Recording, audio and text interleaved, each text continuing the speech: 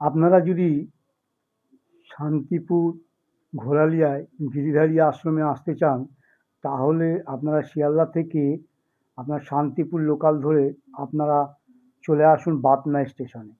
আর বাতনা স্টেশনে নামার পরেই তারপর পায়ে হেঁটে আপনি ২-৩ মিনিট হাঁটলে পরে রেলগেট পড়বে।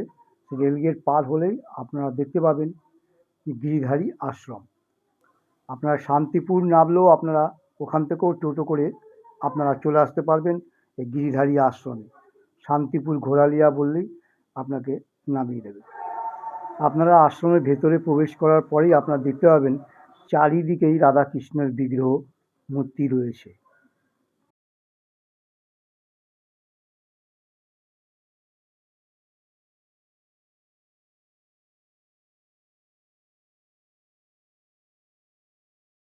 হ্যালো বন্ধুরা, আমি আজকে পৌঁছে গেলাম বাতনা গিরিধারী আশ্রম। গিরিধারী আশ্রমে আপনাদের দেখাচ্ছি,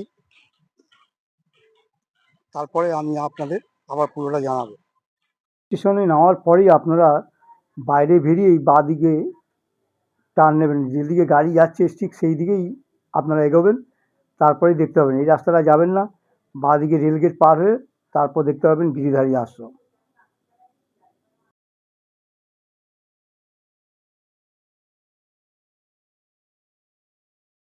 হ্যালো বন্ধুরা, আশা করি আপনারা নিশ্চয়ই ভালো আছেন।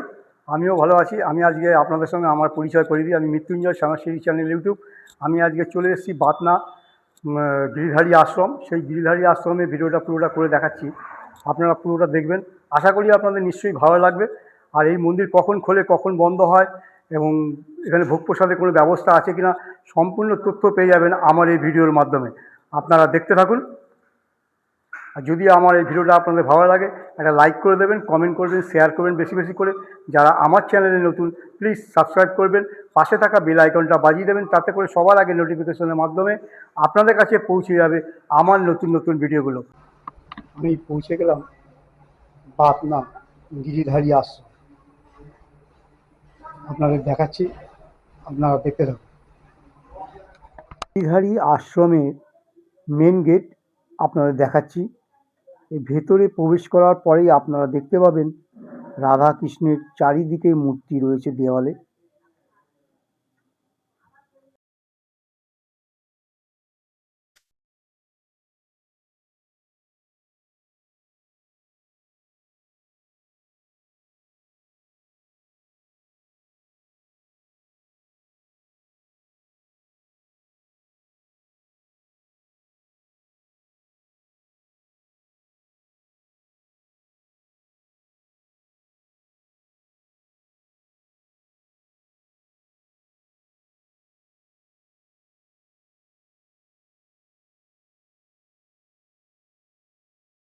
এই মন্দির খোলে সকাল 6টা থেকে দুপুর 12টা পর্যন্ত খোলা থাকে, তারপরে আবার বন্ধ হয়ে যায়।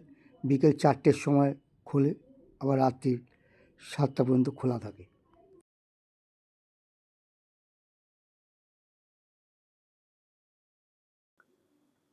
এখন আপনারা দেখছেন মূল মন্দির।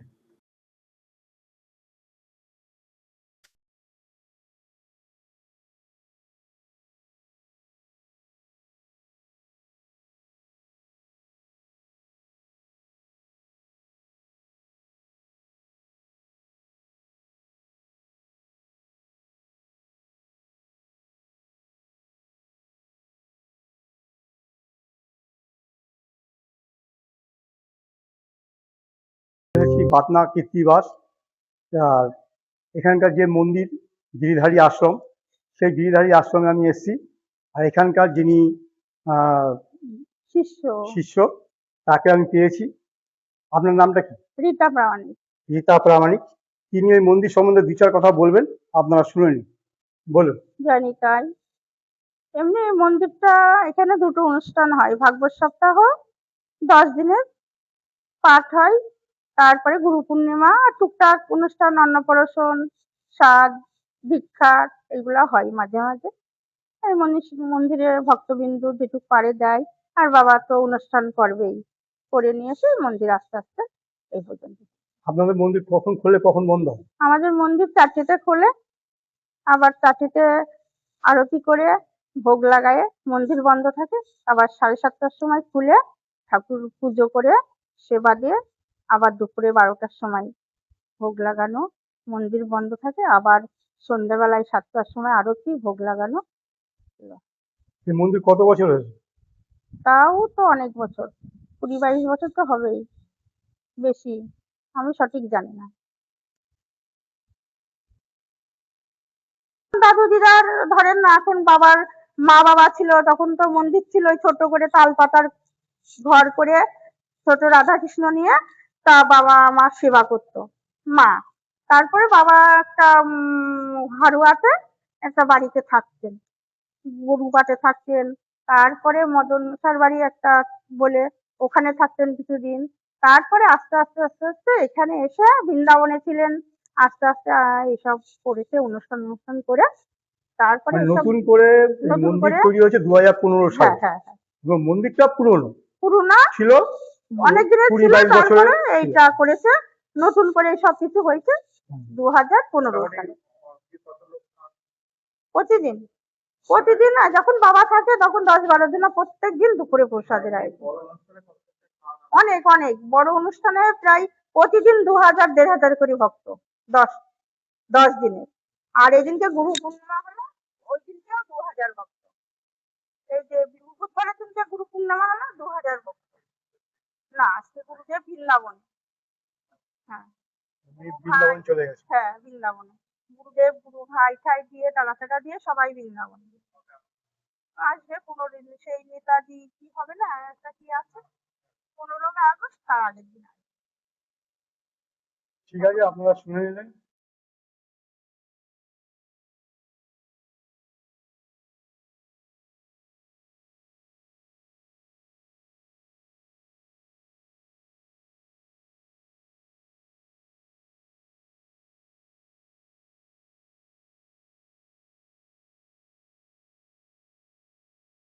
এবং আপনারা এখানে ভোগ প্রসাদের ব্যবস্থা আছে, আপনারা ভোগ প্রসাদ পেতে পারেন।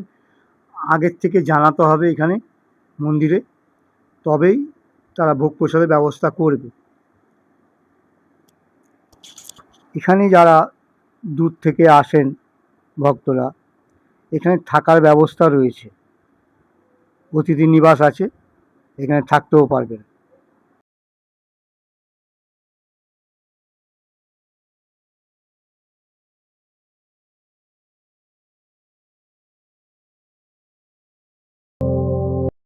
আমি আপনাদের দেখাবো উপরে খাওয়া দাওয়ার জায়গা রয়েছে অনেক, দোতলায় 3তলায় ব্যবস্থা আছে। যখন কোনো অনুষ্ঠান হয় তখন 1000-2000 মতো লোক আসেন, তারা এখানে ভোগ প্রসাদ পান। এখানে সেই ব্যবস্থা রয়েছে, দোতলায় 3তলায় বসে খাওয়ার মতো ব্যবস্থা রয়েছে। আমি দেখাচ্ছি আপনাদের, দেখুন।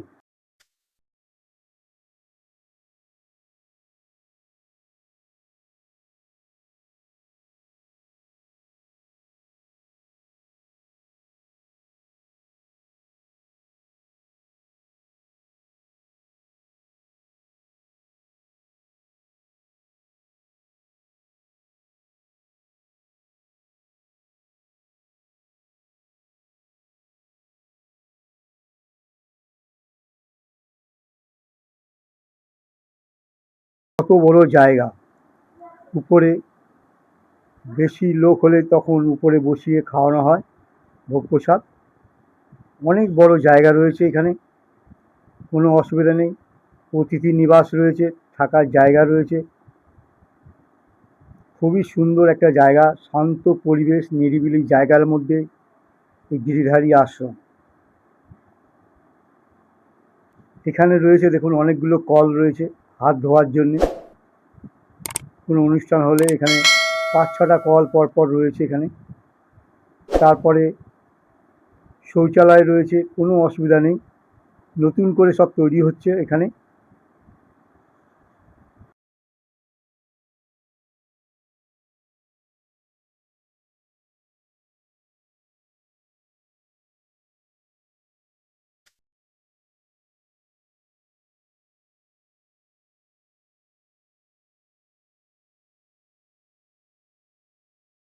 যদি ভালো লাগে আপনারা একটা লাইক করবেন, কমেন্ট করবেন ও শেয়ার করবেন বেশি বেশি করে।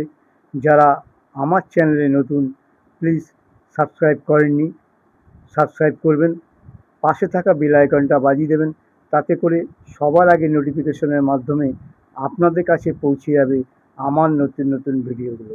আপনারা ভালো থাকুন, সুস্থ থাকুন, নমস্কার।